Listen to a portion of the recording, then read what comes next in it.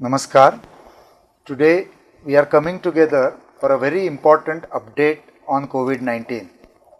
We accepted our first patient of COVID-19 in Dinanath Mangeshkar Hospital on 22nd of March 2020, and now almost 4.5 months have gone by, and we are coming out with analysis of our data and some important updates which I want to share with you with my colleagues on this auspicious occasion of 5th of August.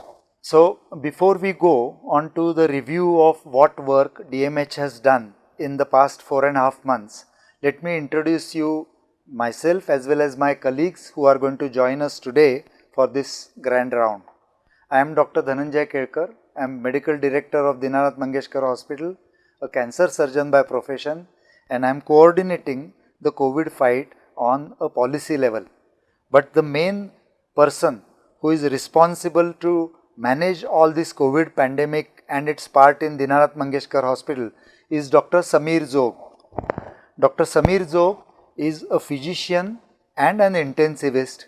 He is also member of the European Society of Critical Care Medicine, and he has been the main pillar of our intensive care unit and the general, I would say, of this COVID fight. And the other person on my left is Dr. Sampada Patwardhan. She is our chief of microbiology, and she has been taking charge of all the investigations which are done during the COVID times. So today, since we are going to cover the preclinical part of COVID, I have asked two of these very important colleagues to join. So we will start with our grand round, which will consist of two parts. The first part today is mainly before admission to the hospital, which is overview of COVID, prevention, staff management, diagnosis, triaging, clinical symptoms and CT scan. And in the next part, we will cover hospitalization, drug policy, new drugs which have come into the market, and death analysis, plus also pediatric COVID and our experiences of pediatric COVID. So all in all, I am looking forward to this exciting grand round, and I am sure you will share my sentiments. So I will start with overview of COVID in Dinanath Mangeshkar Hospital. Now let me give you a little background of Dinanath Mangeshkar Hospital before we jump right on to COVID. Dinanath Mangeshkar Hospital is a public charitable trust hospital managed by Lata Mangeshkar Medical Foundation, that is Mangeshkar family and we doctors. It has 812 beds. It's a tertiary care hospital with state-of-the-art intensive care unit of 110 beds, 60 bedded NICU, 26 operating rooms, 3 Tesla MRI, digital PET CT, advanced radiation therapy, multi-organ transplant, bone marrow transplantation, and all the sophisticated facilities that a modern hospital has to offer. Hence, we decided right in the month of March that we will accept this challenge of COVID-19 and be a COVID center, which probably was a very important step we thought of in the month of March. Now this preparedness for COVID started when the lockdown was announced, and the first thing we did was allocation of the infrastructure. So I am going to show you a slide now which shows two buildings we have. The first building, which has about bed capacity of 400 to 450, is dedicated for COVID care. The second small building which you see is dedicated for staff isolation if they fall sick, and the third building, which is a super specialty building, that is for non-COVID treatment. Now to maintain this balance of COVID and non-COVID is probably need of 2020, because in many hospitals across the world, the non-COVID care has taken a serious backseat with loss of lives and irreparable morbidity due to lack or deficiencies in non-COVID care. At the same time, private hospitals and private institutions joining COVID care is also rare in India, and we are probably one of the first institutions to jump and join COVID care on a large scale. The second important step we took was purchase of equipments, starting with N95 masks, personal protective equipments, sanitizer supply, high flow nasal oxygens and ventilators. All in all, whatever COVID care was necessary to be built in the hospital, we got it all together in the month of March. And the most important part, which has been underestimated in many places, is manpower training and planning. You can create a jumbo center or a fly-by-night type of hospital in no time. In China, they created a hospital in 2 weeks. What is probably far more important is the manpower required for that hospital, and we have around 4,000 people working with us, of which 2,500 people were utilized for training and planning and finally for COVID care. So I will start with review of COVID-19 in DMH. So in last 4.5 months, we have so far admitted 3,055 COVID positive patients in Dinanath Mangeshkar Hospital. Now this 3,055 is over a period of 4 months, especially more during the month of June and July, and the total beds we have reserved for this purpose is 450 today, and in the month of April we started with 200 beds.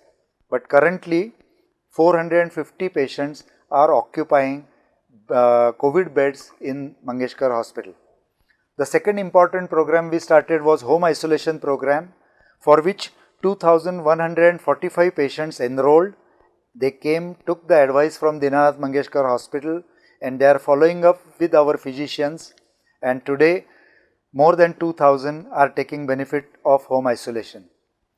The manpower required for COVID treatment has been 2,500 and slightly more, but 2,500 people have been actually exposed to COVID patients being treated in Dinanath Mangeshkar Hospital.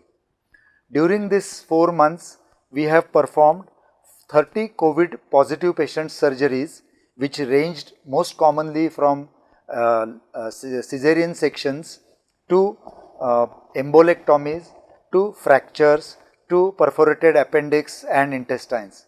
So we have performed 30 COVID positive patient surgeries without morbidity or mortality.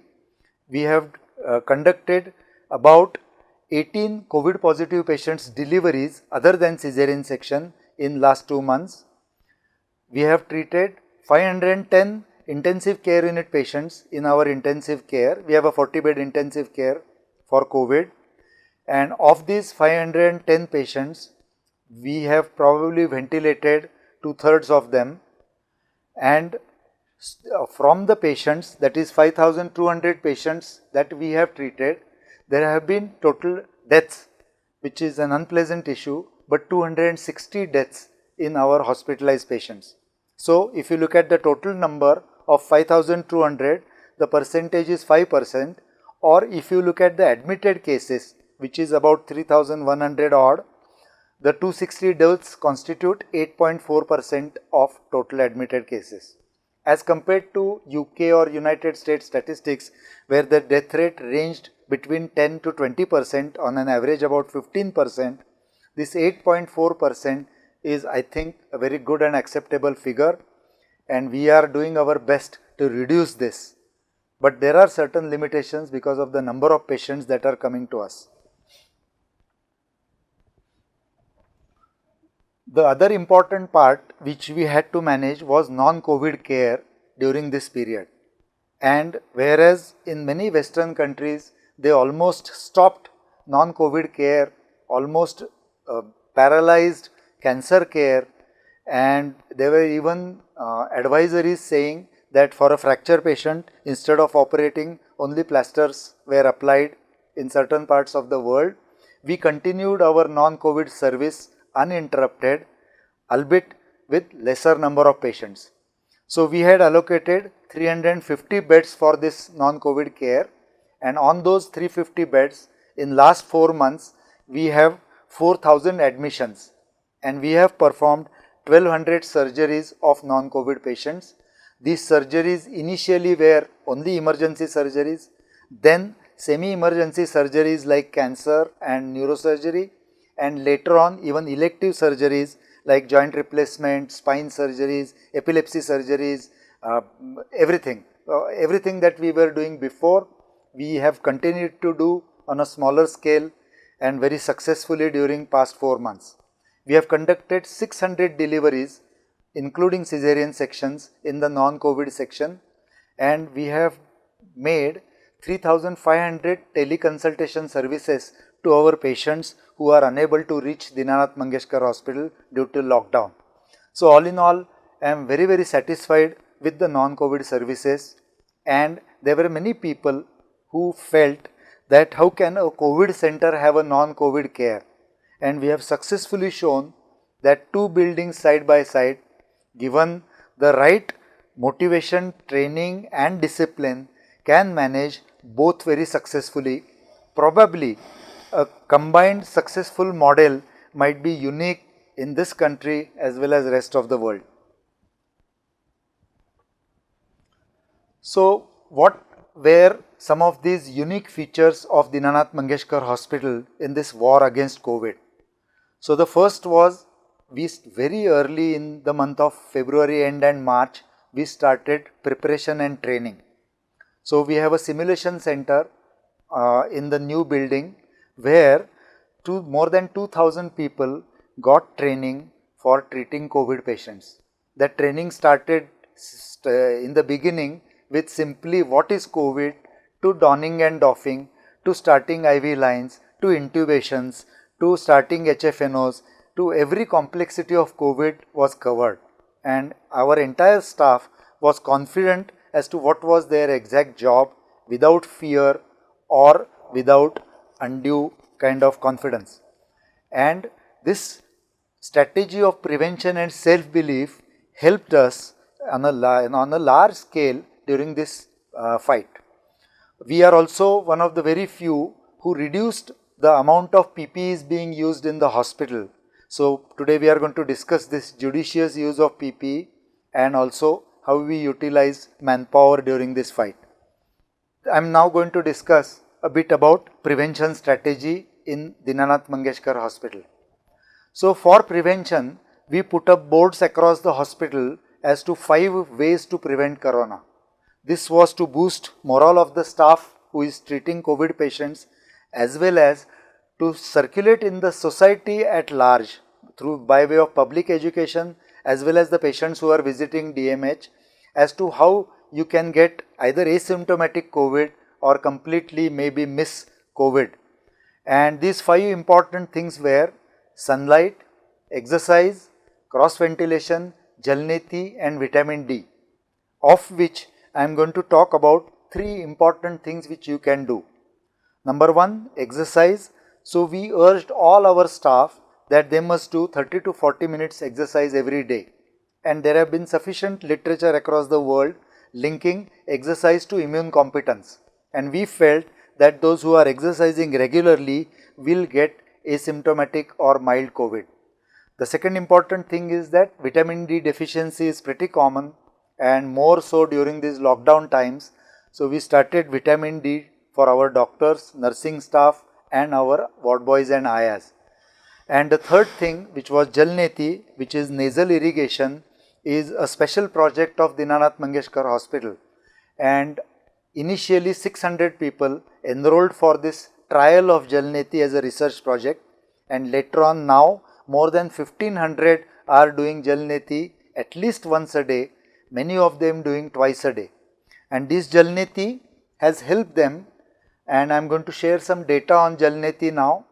So today 1500 people are doing Jalneti in healthcare workers, and 2500 are not doing Jalneti, out of which 9 positive patients, that is 0.6% patients, developed COVID-like symptoms during these 4.5 months, and 61 non-doing Jalneti patients, people who were not doing Jalneti, contracted COVID infection, that is 2.44%.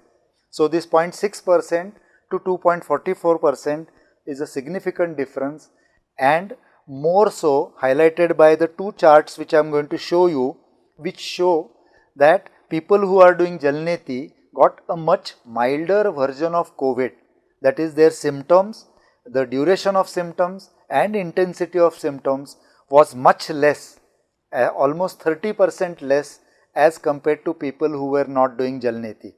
So today I feel that what we started out as a preventive strategy has succeeded, and none of our patients, healthcare workers, doctors, nurses needed admission for COVID care except one doctor who was not doing Jalneti. So all in all, I would say that a robust preventive strategy is extremely important during this pandemic where healthcare workers are scared. And from that, I am now going to move to our strategy for healthcare workers in terms of prevention as well as in terms of manpower planning. So I am going to now ask Dr. Zog some questions about this strategy of prevention. Dr. Samir, I am going to ask you a very important question on management of healthcare workers, because there has been a lot of fear, maybe related to Ebola, maybe related to even the earlier part of H1N1 if you remember, that the staff was extremely worried about how they are going to fare during this period. So what were your strategies in terms of staff management and what are your results, we would like to know. I would like to discuss two issues for this question. First is the DMH PPE policy and then staff management. The DMH PPE policy we designed in month of early March, but at that time it was very much fear amongst all healthcare workers in the country as well as in the world, because everybody was under the impression of Ebola epidemic effect. If you remember, Ebola virus get transmitted through body fluids and the transmission was only prevented by covering complete body of all the healthcare workers who used to handle Ebola. So that fear carried forward by many videos and snapshots by Chinese healthcare workers and later on Italian healthcare workers, which widely circulated on social media like WhatsApp, Instagram and Facebook. So in the month of February or March, when very few patients were admitted in India, that time everybody was under the impression that the plastic or nylon or synthetic PPE which covers whole body are must. But when WHO published the recommendation of covering 5 orifices on the face, which are the main entrance for COVID, we designed our unique PPE policy, which I will discuss. SARS-CoV-2 is transmitted mainly as in the aerosol form as in fomite form. So essentially we have to protect 5 orifices on a face, 2 eyes, 2 nostrils and mouth, and a fomite transmission can occur through any part of the body if those parts come into contact with mouth or nose. So WHO gave guideline of use of mask as well. So WHO gave clear guidelines of use of when to use N95 mask, when surgical masks are efficient and when even cloth masks are sufficient for some healthcare workers. So our whole preparedness, which we started in the month of late February and March, we documented that and we submitted to Indian Journal of Critical Care Medicine. The manuscript got accepted on 30th of April and it got published online 21st of May 2020. So which actually shows the photographs of our PPEs which are made. So we designed our own PPEs that we have to cover the face and nose with N95 mask, which we never compromised, covered the face either with the face shield or with the scuba diving like goggles or the spectacles. So these 3 formats were available for healthcare worker depending upon their suitability or depending upon their comfort. And we used the cotton gown which is stitched by our laundry department, which common surgical colleagues wear during the time of surgery. So the rule was made that a standard PPE of Mangeshkar Hospital would be a scrub which I am wearing at present right now. On the scrub, everybody wears a green or blue colored gown, which is a standard surgical gown, N95 mask to cover the face, either face shield or goggle or scuba diving covering goggle over the spectacles, and that's all. None of us use the foot covers because corona doesn't get transmitted through the foot orifices. So none of us use that. At the time of actual patient care, we use gloves, but after the patient care is over, we remove the gloves and do thorough and rigorous hand washing. This was a unique PP policy which we adopted, and at the early part of the pandemic in March and April, few people were skeptic and even we were criticized about this policy. But today I am happy to quote, as Dr. Kelkar mentioned, we have treated more than 5,000 COVID patients. 3,000 were more than 3,000 admitted in our hospitals, and 2,000 took the facility of home isolation, getting counseled in our hospital and then going home. So, all in all, our staff of almost 2,500 healthcare workers got exposed to more than 5,000 COVID patients and their relatives who were possibly carriers. So, we were exposed to tremendous amount of COVID patients and then carriers, but till date only 70 of us have been RT-PCR positive, and none actually required admission by standard admission criteria in the hospital except one healthcare worker who was little breathless and required oxygen only for 30 hours, but then quickly recovered his symptom. And after 4.5 months, I can definitely say the policy is definitely safe. It is not compromising with any scientific principle published by WHO or CDC. At the same time, it is sustainable, it is eco-friendly, and it is very much cost effective. If you know, there are many hospitals, almost all hospitals in the country, who are spending lakhs and crores over PPE over the last 3 and 4 months. Our PPE budget is definitely minuscule as compared to the work which we are doing over the last 4 months. You can see on this images that our healthcare workers routinely use our what we call DMH PPE, which is surgical gown, N95 mask, head cover and goggle. On the left hand of the screen, you will see a standard PPE, which is a completely impermeable PPE, which we use during aerosol generating procedures like swab collection, intubation, extubation, tracheostomy and bronchoscopy. We never used our modified PPE during these aerosol generating procedures. Rest of all the times, all healthcare workers use our DMH PPE. So, what I gather is very important that the PPE judicious use has to be sustainable over next year's time. It's not a short-term battle, it's a war. So, in a war, your strategy should be long-term. So, one of the strategies of PPE, which is a modified and probably less PPE but practical, has been hugely successful in DMH. The other strategy which I wanted to discuss with you and get your inputs was about how do you manage the staff members, the nurses, the doctors, the specialists in this war, because they must be having a duty in the COVID and non-COVID areas. We had a huge experience of managing H1N1 pandemic since 2009-2010 and then second surge in 2015. So, in the month of March, we have almost 35 volunteers amongst us like doctors, nurses and other healthcare workers who were willing to jump into this war of COVID.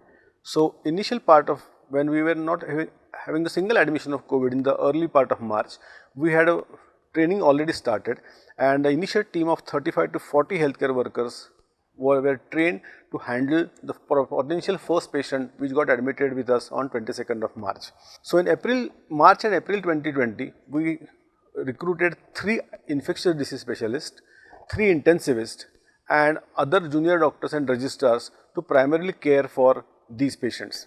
So, we got a benefit of this limited number of doctors because we could fix our protocols at that time. We could fix our DMH guidelines, how we will manage or how we are managing, incorporating all the guidelines which were bombarded at that point of time from Europe, from US, from WHO, from New England Journal.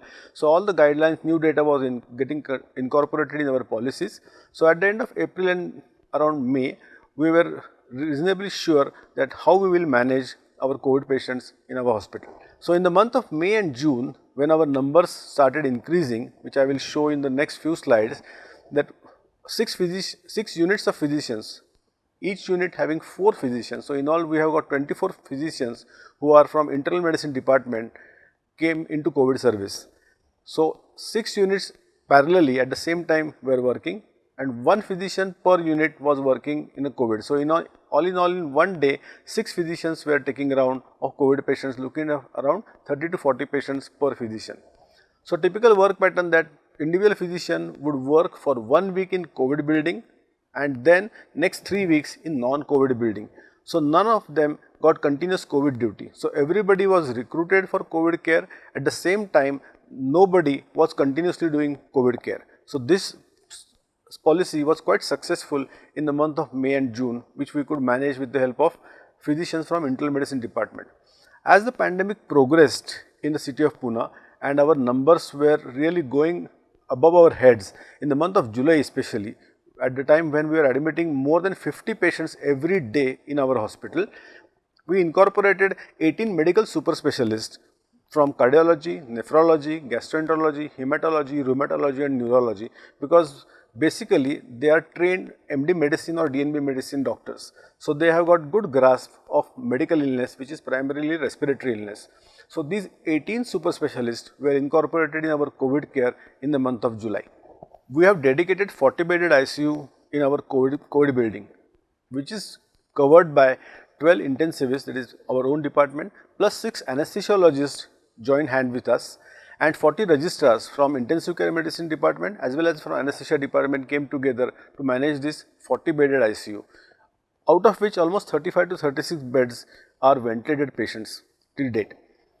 We have 9 bedded COVID ER along with a 10 bedded non-COVID ER. So emergency room was separated for COVID bay.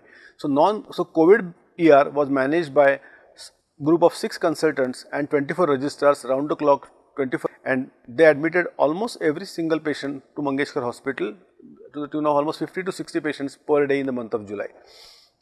We parallelly run home isolation unit, which is a unique specialty of our hospital.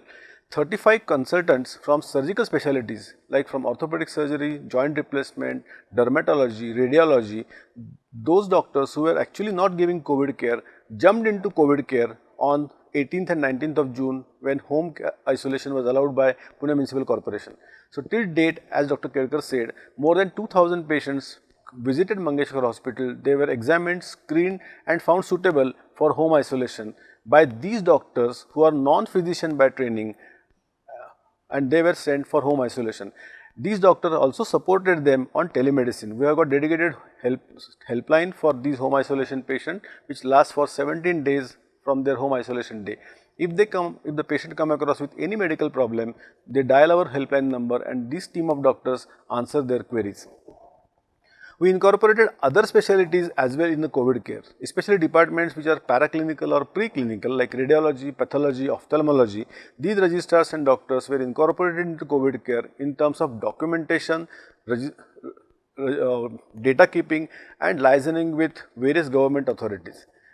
Surgical specialty registrars helped us in swab collection, fever OPD, intra-hospital transportation of COVID patients. For example, COVID patient requiring to shifted from ward to ultrasonography, from ICU to CT scan gantry. So the intra-hospital transport is a big issue, was supported by our surgical specialty registrars. As we mentioned, till date almost 2500 healthcare workers imparted some COVID care in the last 4.5 months. So these 2500 healthcare workers mainly constituted by our 1200 nurses, 600 MPWs, which we call multipurpose workers, then various technicians, pharmacists, dietitians, canteen people, security, liftman, everybody. So we have a unique pattern of duty roster for all the healthcare workers.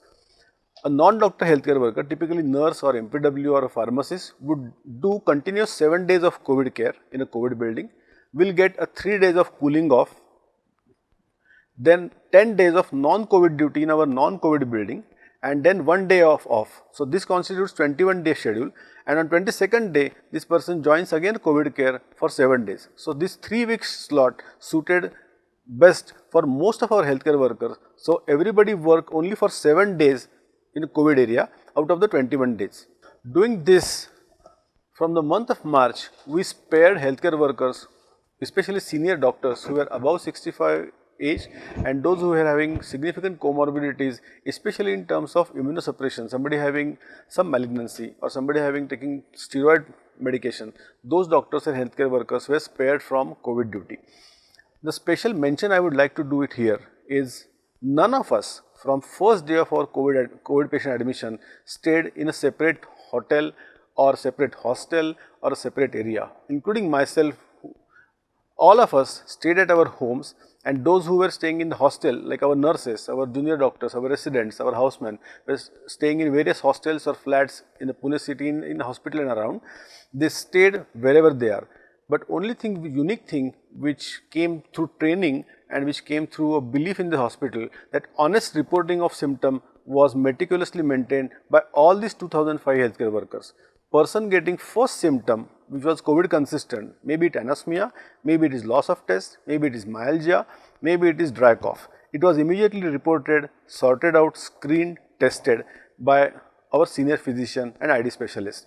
So, hospital staff had a faith in us. So, as compared to many other hospitals in the country, the staff is staying in some hotel, whole staff is going to some hotel by bus, coming to hospital for specific time of duty. This was never done in last 4.5 months, and as I mentioned our numbers, only 70 of our staff got positive and none got serious.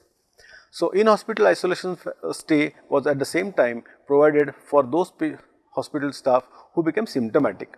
So, our middle building which we saw in the first photograph, which we call as an annex building, which has got 54 bed capacity, was reserved for our own staff who was symptomatic and who do not have the facility to stay at home or at hostel. So, they were isolated quickly on a day 1, or probably I would say first few hours of their symptoms in our annex building, and this policy is successfully running over the last 4 months till date. So, Dr. Zog, I want to ask you this question, that you started in the month of 22nd of March and today you have 450 patients admitted. So, how did this staff management in terms of numbers work for you, and how did you plan? The slide in front of shows our capacity building over the last 4.5 months. There are 4 columns which show on the 15th of April, we had 70 patients came to hospital, few were indoor. On that day, 155 healthcare workers were working in our COVID hospital or COVID building. On 15th of May, there were 143 patients in our COVID hospital and 241 healthcare workers worked on that day over the 24 hours in 3 shifts. On 15th of June, our numbers exponentially increased. We had 254 patients on 15th of June. On that day, 422 healthcare workers worked in 3 shifts on 15th of June, and on 31st of July, few days back, we had 538 patients, out of which 450 indoor and other patients who came to fever clinic or home isolation counseling center. So, 538 patients was a footfall on 31st of July, and on that day 740 healthcare workers worked in Mangeshkar Hospital, COVID hospital. So, now we move on to the next section, from staff management to PPE policy, right to the diagnosis of COVID. Of all the COVID tests that are done, the 2 most important tests for COVID diagnosis have been RT-PCR and rapid antigen test. And I would like Dr. Sampada Patwardhan to share DMH experience with our viewers about the utility, the specificity of real-time PCR as well as rapid antigen.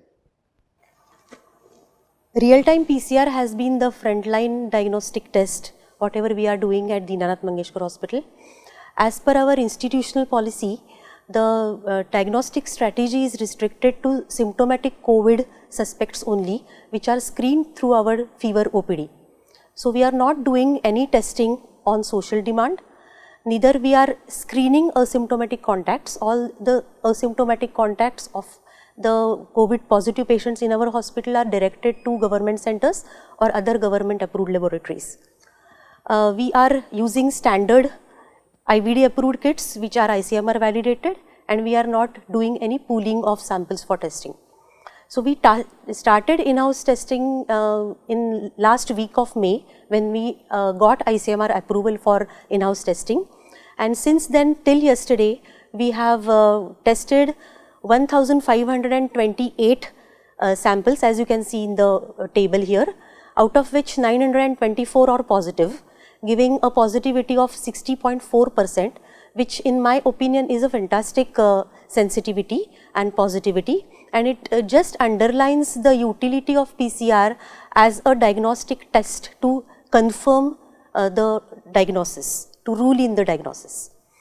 So, Dr. Sampada, I wanted to ask you a very interesting observation which I read in news media and newspapers, that some patients tested positive on the real-time PCR in let's say some A laboratory, and later on the next day the test was repeated and it turned out to be negative.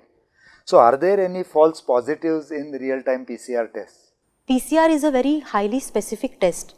The specificity approaches 99% for the very fact that whatever we are detecting in the test is a virus specific genomic sequence. So, there is hardly any chance that the report will be false positive. False negativity, yes, there are various reasons for false negativity. If the test is done very early in the course of disease, say on day 1 or day 2, because the viral load in the upper respiratory tract is very low below the detection limit of the assay, it can be false negative. And viral shedding itself in the upper respiratory tract is very variable. So, this can happen that intermittent positivity or negativity can be a limitation of the test. But provided that the test is done in a laboratory setup which is NABL accredited with good internal QC policies and protocols, false positivity should not be a problem. And you are saying that if the test is negative, it does not mean 100% negative, patient could still have COVID and you have to take extra care. Definitely the ability of the test to rule out the disease or exclude the disease is compromised because the sensitivity is around 70%. Okay.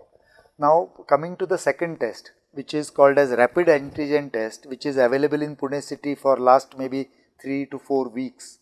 So do you have an experience of this rapid antigen test and how do you compare it with RT-PCR? One of the highlights, the major highlights of this rapid antigen test is its excellent specificity. It is comparable to the real-time PCR test, 99%. And compared to real-time PCR, the test is rapid. It can give us the result within 30 minutes of sample collection. It is very easy to perform. It is a simple test which is a lateral flow immunochromatography assay. It is very safe to perform for the technician and it is point of care test. And it is of course cheaper than real-time PCR.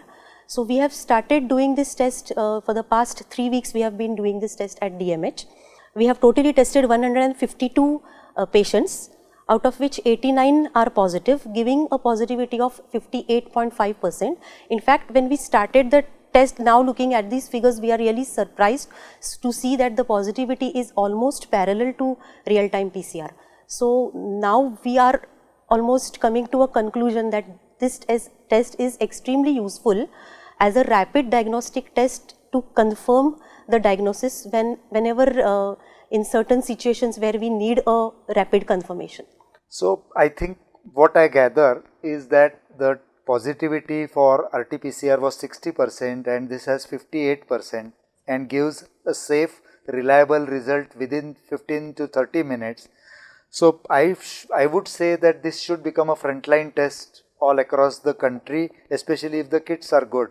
Definitely. It is a very good screening test. So I feel happy and I feel that this message should go across to people that rapid antigen test with good kits is really something to look forward to in this war against COVID.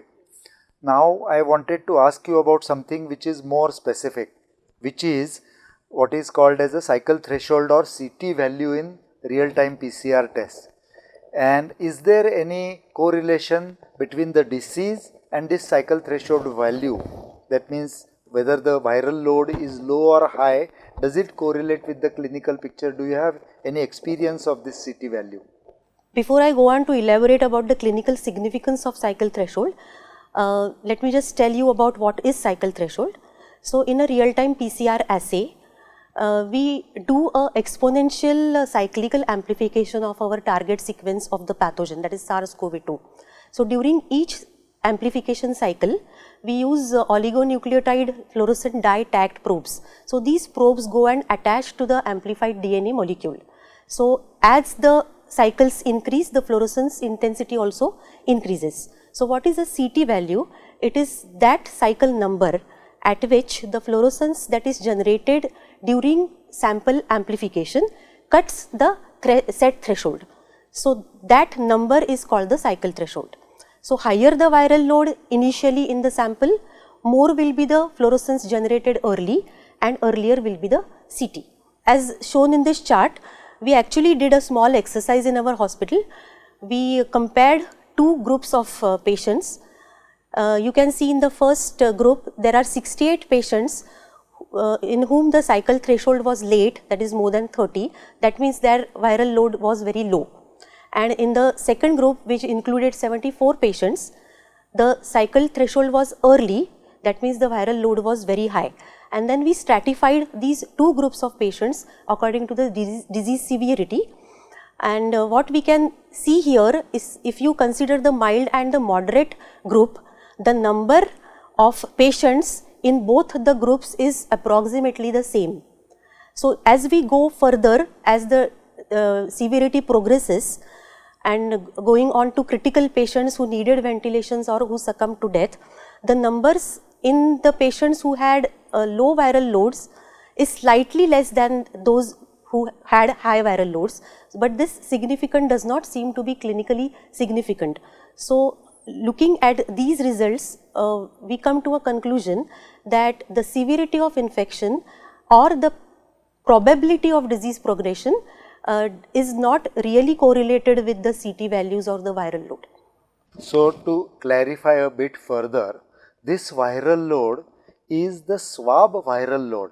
It is not the body's viral load which can be directly correlated, because this is not from the blood. So it also depends on the testing methodology as well as the day of the illness. So to summarize, the viral load cannot be used as a prognostication marker for COVID outcome. That much we are sure. But where there was high viral load, the death has been slightly higher, without any significant value, but it has been slightly higher, which is to be expected. But when the viral load was low, even then there are patients who have progressed to ventilation, death or severe disease. So all in all, I feel that this CT value cannot be used as an indicator of what is to come in the COVID war. From this viral load, now we move on to the symptomatology of COVID. So now the world has already given you what are the symptoms of COVID, and we have also put it in our YouTube lecture. I am not going to repeat them, but I am going to give you new findings which have come in the interview of the patients who were discharged from Dinanath Mangeshkar Hospital. Number one new finding was that there was headache in about 25% of patients and severe headache in 7% of these patients, which was a very unusual form of headache which patients strongly complained. So headache has now become an important symptom in 1 out of 4 patients who come for COVID. The second important symptom which we noticed was loss of taste, because loss of smell has been advertised all over the world, but loss of taste was much more common than loss of smell.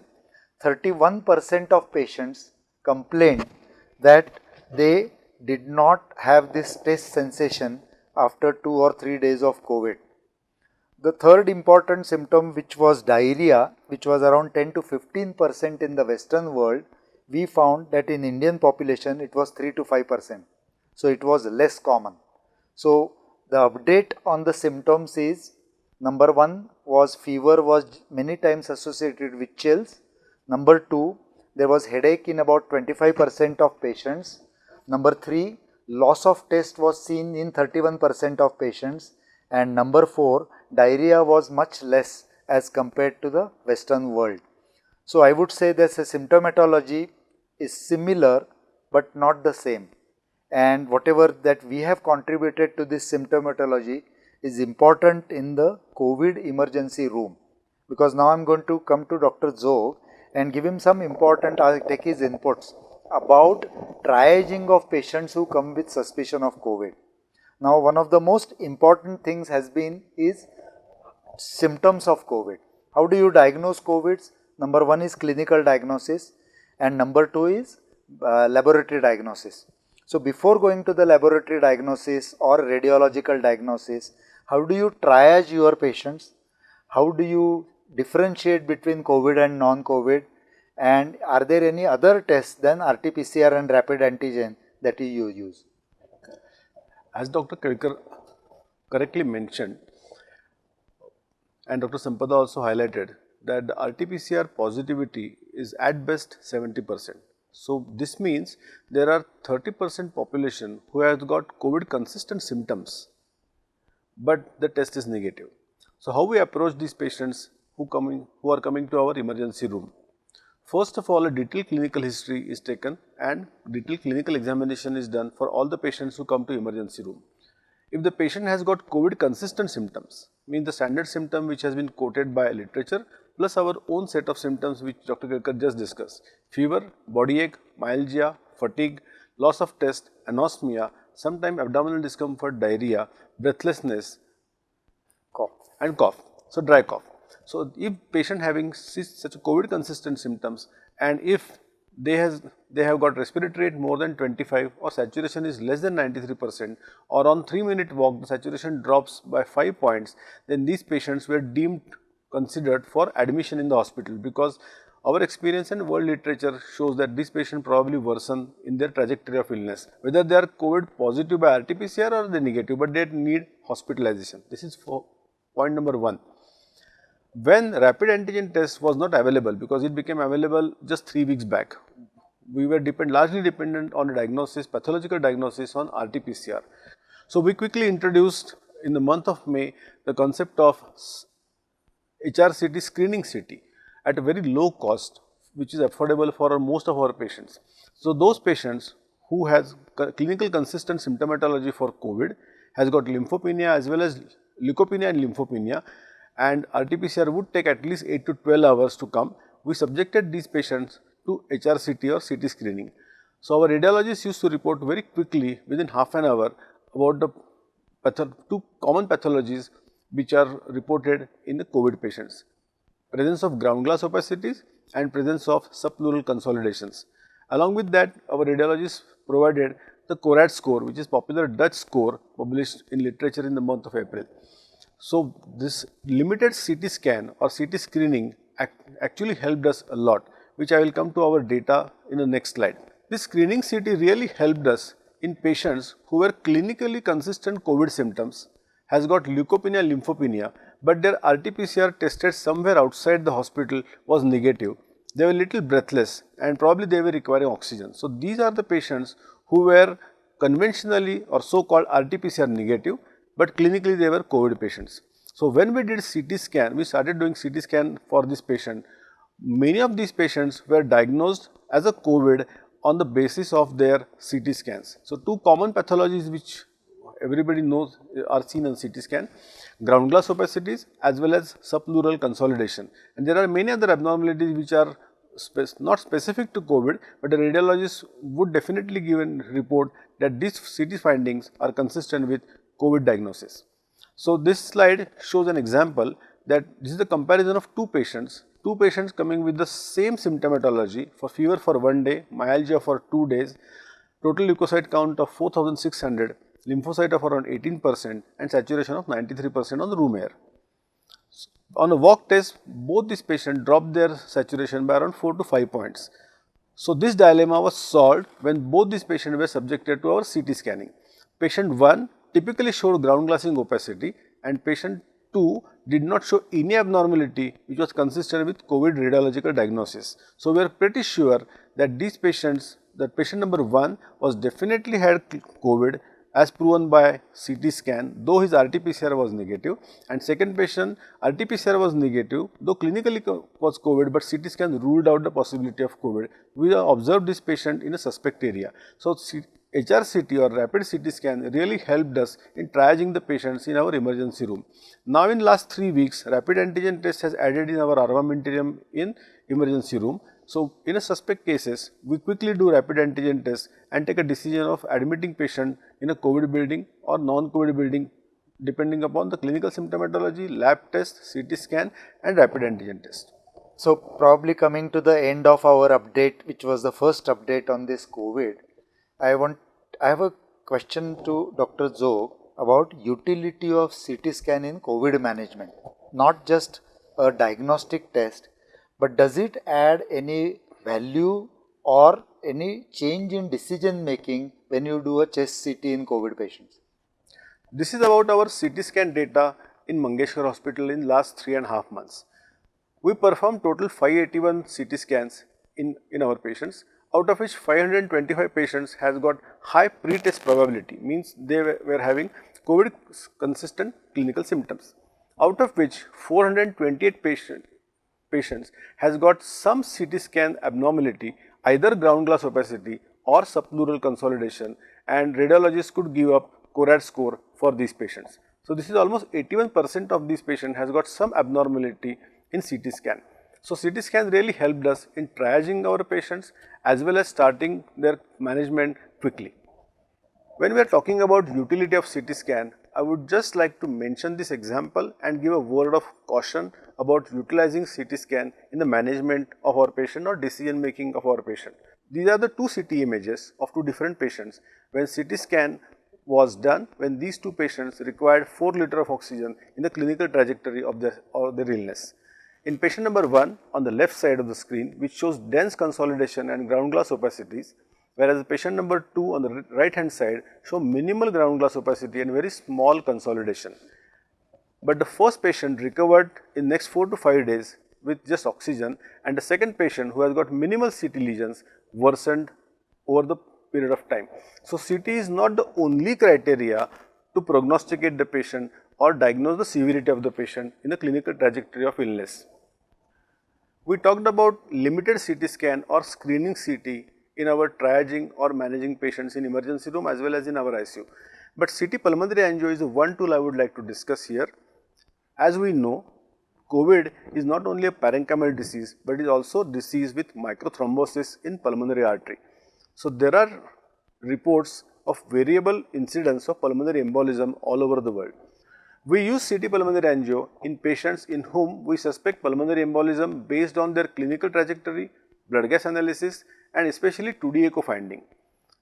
In second set of patients in whom we use CT pulmonary angio is patient who showed worsening in a second week after initial improvement in their oxygenation, and patient who did not improve at all even on mechanical ventilator or HFNO, we perform CT pulmonary angio for these patients. To give an example, this is an image, these are two images of one of our patient who has got significant parenchymal disease in terms of dense consolidation bilaterally. At the same time, when he was not recovering on mechanical ventilation, we performed CT pulmonary angio, and we came to our surprise that both trunks are showing thrombi in CT pulmonary angio. So, our DMH data in last 3.5 months show we performed 173 CT pulmonary angio, out of which 47 patients had documented pulmonary embolism. So, now these patients will be on long term anticoagulation, mostly oral anticoagulation. So, we come towards the end of our first grand round of COVID, which is mainly the preclinical zone before the patient is admitted in the hospital. In this, we have taken a review of how a hospital is set up for COVID, how COVID and non-COVID services are balanced, how we use preventive strategy for staff as well as our general population, how we use our staff for treatment of COVID patients, diagnostic tests, utility of diagnostic tests, triaging, CT scan, and finally CT pulmonary angio. So, it is an exhaustive review, but this is not just literature or survey of literature, these are our own experiences, and these experiences have been extensive number of cases studied so far. So, I hope you gain some insight from this about what patients you are going to treat, and in the second grand round, which we will put up on the net in a week's time, we will cover treatment protocols, drugs to be used, maybe analysis of death cases, and what happens after COVID, home isolation and more. So, all in all, from the side of Dinanath Mangeshkar Hospital, thank you, and we will meet after short time.